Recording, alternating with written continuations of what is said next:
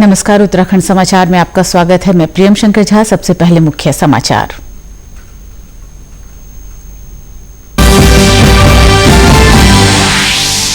उत्तराखंड में आज 33 नए केस के साथ कोरोना संक्रमितों की कुल संख्या हुई 2568। अब राज्य में कुल 863 एक्टिव केस। अंतरिक्ष, बैंकिंग, पशुपालन और डेयरी क्षेत्र में ऐतिहासिक सुधारों की घोषणा। 50,000 से कम ऋण पर ब्याज में मिलेगी 2% की छूट। मुख्यमंत्री त्रिवेंद्र सिंह रावत ने आज देहरादून में की ई-कलेक्ट्रेट प्रणाली की शुरुआत। कहा, समय की बचत के साथ कामकाज में आएगी पारदर्शिता।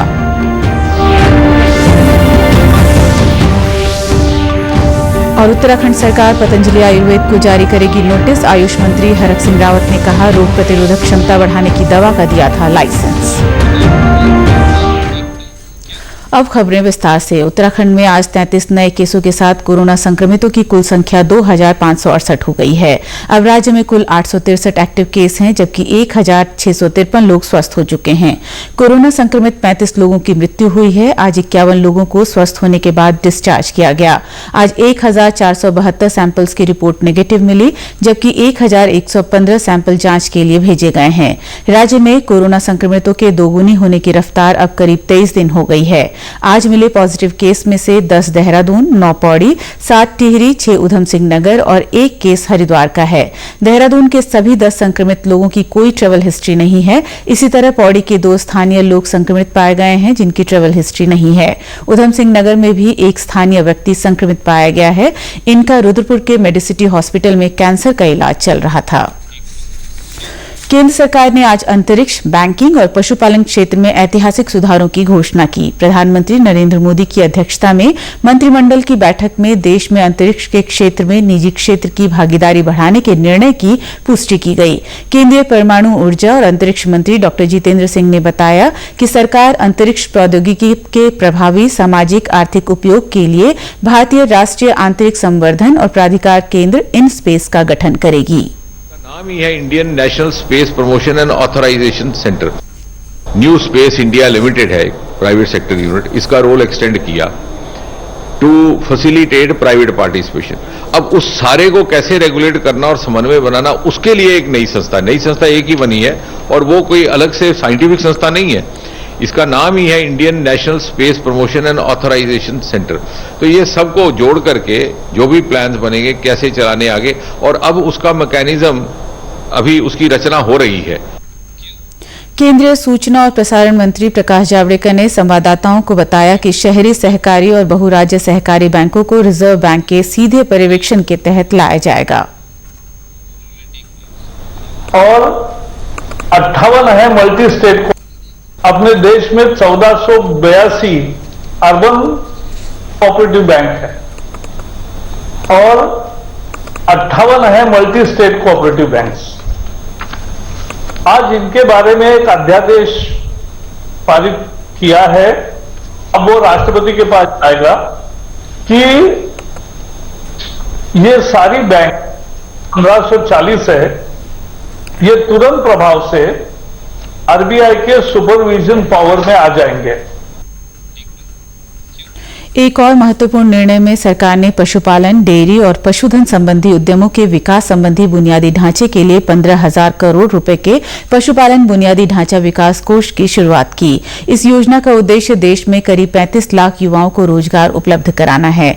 योजना के तहत बैंक संबंधित क्षेत्रों में उद्यम शुरू करने के लिए 90% तक ऋण देंगे। सरकार ने इस योजना के तहत सभी ऋण के लिए ब्याज में 3% की छूट देने की घोषणा की। श्री जावड़ेकर ने बताया कि सरकार ने मुद्रा शिशु ऋण योजना के तहत करीब 9 करोड़ 37 लाख कर्जदारों के लिए ब्याज में 2% छूट की भी घोषणा की। इसके अंतर्गत एकदम ही छोटा, जिसका 50,000 तक का लोन होता है, ऋण होता है, उसको शिशु लोन स्कीम कहते हैं। और इस ऐसे 9 करोड़ 37 लाख लोगों को लोन मिला है। इन लाभार्थियों को अब ब्याज में 2% की छूट मिलेगी।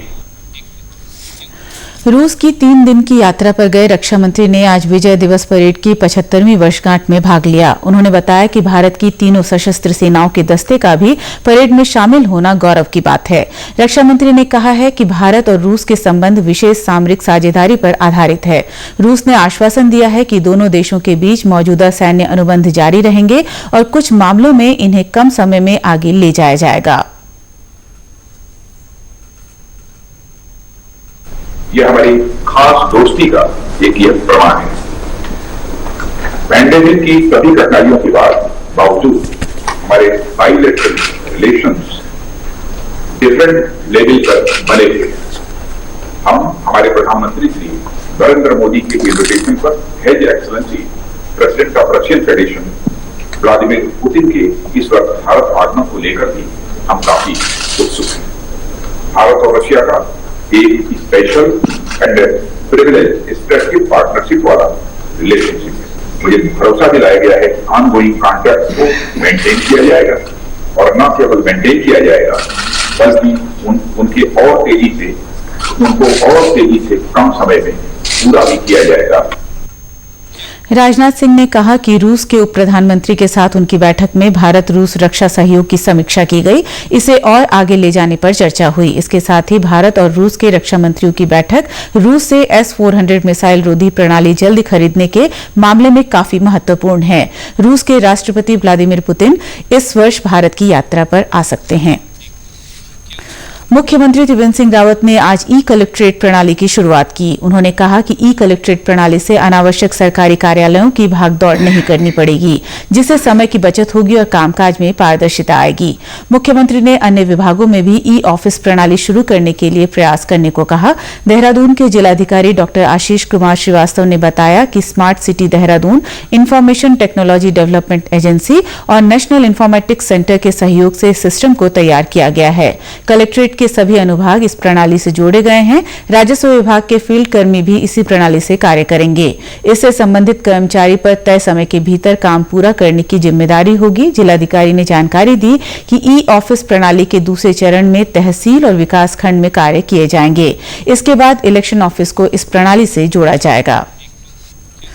राज्य में अशिक्षित लोगों के स्वरोजगार शुरू करने को लेकर अच्छी खबर है। मुख्यमंत्री स्वरोजगार योजना में निर्माण और सेवा क्षेत्र के तहत स्वरोजगार के लिए अशिक्षित भी आवेदन कर सकते हैं। प्रदेश में स्वरोजगार को बढ़ावा देने के लिए यह पहली योजना है जिसमें दुकान, रिटेल शॉप और जनरल स्टोर खोलने के लिए भी आवेदन किया जा सकता है। राज्य के कौशल विकास मंत्री हरक सिंह रावत का कहना है कि योजना का लाभ लेने के लिए शैक्षिक योग्यता की कोई शर्त नहीं है। में विशेषकर हॉर्टिकल्चर, एग्रीकल्चर, हर्बल, जंगलों से जुड़े हुए तमाम जो हस्तकला से संबंधित कारोबार है, उन सब का उपयोग हम इस समय मुख्यमंत्री जो रोजगार हमारी योजना है, मुख्यमंत्री स्वरोजगार जो हमारी योजना है, उससे हम जोड़कर हमने बनाई है। और उसमें ये जरूरी नहीं कि कोई पढ़ा लिखा व्यक्ति, बहुत सारे काम ऐसे हैं जो पढ़े लिखे नहीं हैं वो भी कर सकते हैं। तो हमने सबको लेकर ऋण की व्यवस्था हमने की।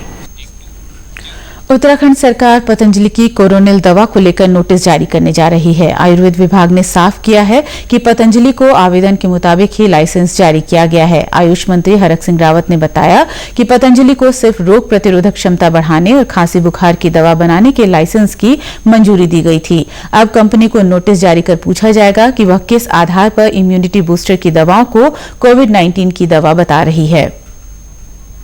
आपने हमारे यहाँ जो लाइसेंस के लिए आवेदन किया था और वो प्रत्यक्ष क्षमता उसके लेकर किया था, और अगर उसी हमारे लाइसेंस पे अगर आप जो है ये दवाई का, ये जो बीमारी से लड़ने का या बीमारी से ठीक होने का दावा कर रहे हैं, तो ये हमारे यहाँ से तो आपने लिया नहीं। सिर्फ अगर हमारे लाइसेंस को इस्तेमाल कर रहे हैं, हमारे लाइसेंस पे कर रहे हैं, तो बिल्कुल फिर उस पर सारे तथ्यों के सामने आने के बाद फिर कार्रवाई की जाएगी। आयुष मंत्री ने कहा कि यदि हमारे लाइसेंस पर कोविड की दवाई का निर्माण और प्रचार प्रसार किया जा रहा है तो पूरी जांच के बाद कार्रवाई की जाएगी। उत्तराखंड परिवहन निगम कल से प्रदेश में बसों का संचालन शुरू कर देगा। पहले चरण में बसों का संचालन देहरादून, नैनीताल और टनकपुर मंडलों में किया जाएगा। देहरादून से मसूरी, बड़कोट, पुरोला, टिहरी, उत्तरकाशी, जोशीमठ, श्रीनगर, हरिद्वार, विकासनगर और रुड़की के रूट पर बसें चलाई जाएंगी। इसके साथ ही ऋषिकेश से देहरादून, हरिद्वार, गोपेश्वर, उत्तरकाशी, पौड़ी, जोशीमठ तक बसें चलेंगी। हरिद्वार से गंगोत्री, देहरादून, ऋषिकेश, रुड़की रूट पर परिवहन निगम की बसें चलेंगी। उधर नैनीताल मंडल में रानीखेत से हल्द्वानी, रामनगर, बागेश्वर, टनकपुर और अल्मोड़ा की बसें चलेंगी। भवाली से नैनीताल, नौकुचियाताल, घोड़ाखाल की बसें चलेंगी। रामनगर से टनकपुर, हल्द्वानी, नैनीताल, काशीपुर रूट पर आवाजाही होगी। काशीपुर, हल्द्वानी, लोहाघाट, पिथौरागढ़ से भी बसों का संचालन कल से शुरू हो जाएगा। उधम सिंह नगर के ग्रामीण क्षेत्रों में स्थानीय लोगों और प्रवासियों को मनरेगा के जरिए रोजगार दिया जा रहा है। जिला विकास अधिकारी अजय सिंह का कहना है कि इस वित्त वर्ष में अब तक 3,23,000 मानव दिवस का सृजन कर लिया गया है। उन्होंने बताया कि अभी तक लगभग 25,000 प्रवासी वापस आए हैं, जिसमें 4,800 का मनरेगा जॉब कार्ड बनाया जा चुका है। जो हमारे जनपद में जो काम चल रहा है, इसमें जो तालाब निर्माण है, नाली निर्माण है, गुल निर्माण है, नहरों की सफाई है और ये आपके जो वृक्षारोपण के काम, वृक्षारोपण की तैयारी भी चल रही है, वृक्षारोपण के काम चल रहे हैं इसमें जो है।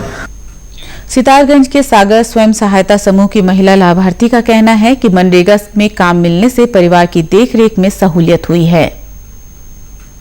जो मनरेगा की तरफ से हम काम कर रहे हैं वो ठीक ही टाइम से लगे हैं, ठीक टाइम से छूट रहे हैं और जो भी आए हमारी खाते पे आ रही है वो टाइम से आ रही है, उससे हम अपना खर्चा चला रहे हैं। सितारगंज के नगला गांव की दीपू राणा मनरेगा का मेहनताना बढ़ाए जाने की मांग करती हैं, जिससे वे अपने बच्चों को बेहतर शिक्षा दिला सके। की मजदूरी 201 रुपए है। हम कहना चाहती हूँ सरकार से, मोदी जी से कि हमारी जो मजदूरी है वो बढ़ाई जाए और जिससे हम अपने परिवार का जीवन अच्छे से पालन कर सकें। कोरोना के मुश्किल समय में मनरेगा के जरिए लोगों को स्थानीय स्तर पर काम मिल रहा है, जिससे परिवार का भरण पोषण करना कुछ आसान हुआ है। पौड़ी के डबरा गांव के किसान सुधीर सुंदरियाल ने पहाड़ों में मुनाफे वाली खेती का फॉर्मूला पेश किया है। जब गांव के नौजवान नौकरी की तलाश में शहरों की ओर पलायन कर रहे थे, सुधीर शहर की नौकरी छोड़ परिवार समेत अपने गांव लौट आए। बंजर खेतों में उन्होंने बागवानी की, बेहतर आमदनी हासिल करने के लिए कुछ नए प्रयोग किए, मसालों की खेती में हाथ आजमाया। आज सुधीर अपने आसपास के लोगों के लिए प्रेरणा स्रोत बन गए हैं। ये एक ऐसा मॉडल है कि एक खेत में खेत की एक तरफ जो है नींबू है, एक तरफ पान का पत्ता है, बीच में बड़ी इलायची और बड़ी इलायची के ऊपर कीवी है। तो इस तरह से ये ऐसे प्रयोग किए गए हैं जिनसे लोगों का विश्वास हो रहा है कि ये सुरक्षित प्रोटेक्टिंग फार्मिंग भी है और साथ ही साथ बहुत ही अच्छा आय का साधन भी। सुधीर की पत्नी हेमलता भी अब खेतीबाड़ी में निपुण हो गई हैं। शहर की जिंदगी छोड़ गाँव के जीवन में रम गई हैं। मैंने खेती का काम नहीं करा था, कॉलेज की पढ़ाई करके मैंने अपनी जॉब करी, मैं टीचिंग करती थी। शादी के बाद जब हम यहाँ आए दिल्ली छोड़ के, तब जाके मैंने ये सारा काम सीखा। गाय का काम भी जो भी है, गाय का दूध निकालना, गोबर निकालना, घास काटना, खेत में गुड़ाई निराई, सब मैंने शादी के बाद यहाँ आकर सीखा अपने सब। सुधीर और हेमलता के साथ खेत में हाथ बटाने वाली गोदाम्बरी भी अब खेती से कमाई करने लग गई हैं। वो बताती हैं कि पिछले साल खूब सब्जियां बेची। सब्जी सुब्जी बिकाना था बरसात पिछले साल भी बिकाई, मिर्च भी और सब्जी भी। अब 100 साल तो बिकाऊ नहीं बिकाऊ, 100 साल परिवार पर दर दगड़ी है, 100 साल तो बिकाना दर नामुमकिन भी हो सकता, बिका भी सकते पर आप लाइक छे मला सब्जी। पर्वतीय क्षेत्रों में जंगली जानवरों से खेती को बहुत नुकसान होता है। टिहरी के भिलंगना विकासखंड की जाख नैलचामी गांव की किसान सुशीला देवी कहती हैं कि उनके बेटे कोरोना महामारी के चलते बेरोजगार हो गए हैं और घर लौट आए हैं। वे दोबारा खेतीबाड़ी करना चाहते हैं, लेकिन जंगली जानवरों का डर सताता है। सुशीला कहती हैं कि अगर पहाड़ में कृषि को पुनर्जीवित करना है तो खेतों के चारों ओर घेरबाड़ योजना स्वीकृत करना होगा। खेती भी हमारी उन जानवरों को जैसी बहुत बंजर हो गया, हम खेती करना तैयार था है, अब हाथ बाढ़ करी इतना मट्टी खाना हुए करना पर कुछ नहीं रखना है। ये वजह से सरकार हमसे नहीं घेरबाड़ दो, हमारी जमीनी की सुरक्षा दो, या तो जंगली जानवर खत्म करो। टिहरी के जिला उद्यान अधिकारी डॉक्टर डी.के. तिवारी का कहना है कि निजी काश्तकारों की जगह सामूहिक खेती करने वाले क्षेत्रों में घेर बाड़ की जा सकती है, जिससे एक बड़े क्षेत्र को जंगली जानवरों के नुकसान से बचाया जा सकेगा। अभी क्लस्टर अप्रोच के आधार पर एक ही जगह बहुत सारे किसानों को लेकर काम करेंगे, क्योंकि अलग अलग फुट पर काम करने में किसानों को मार्केटिंग में बहुत ज़्यादा दिक्कत होती है और जिसके कारण किसानों का उत्पाद बिक नहीं पाता है। तो इस धारणा से है घेर बाड़ भी हम अगर करेंगे किसानों का, तो हम एक व्यक्तिगत ना करने के बजाय पूरे क्लस्टर, पूरा चक जो खेत होगा उधर जिस तरफ से जानवर आ रहे हैं उस तरफ का करेंगे। 50% की योजना है। जंगली जानवरों की मुश्किल के चलते पहाड़ के बहुत से किसानों ने खेती छोड़ दी और खेत बंजर हो गए। लॉकडाउन के बाद घर लौटे प्रवासियों के सामने यह भी एक बड़ी चुनौती है। उत्तराखंड के समाचारों में बस इतना ही। चलते चलते मुख्य समाचार एक बार फिर।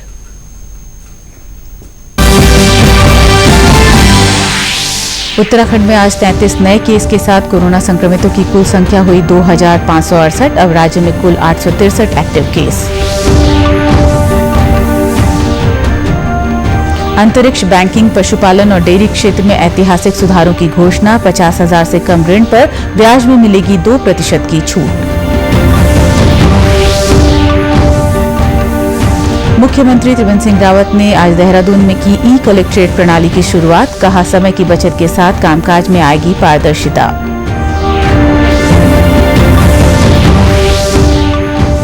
और उत्तराखंड सरकार पतंजलि आयुर्वेद को जारी करेगी नोटिस। आयुष मंत्री हरक सिंह रावत ने कहा, रोग प्रतिरोधक क्षमता बढ़ाने की दवा का दिया था लाइसेंस।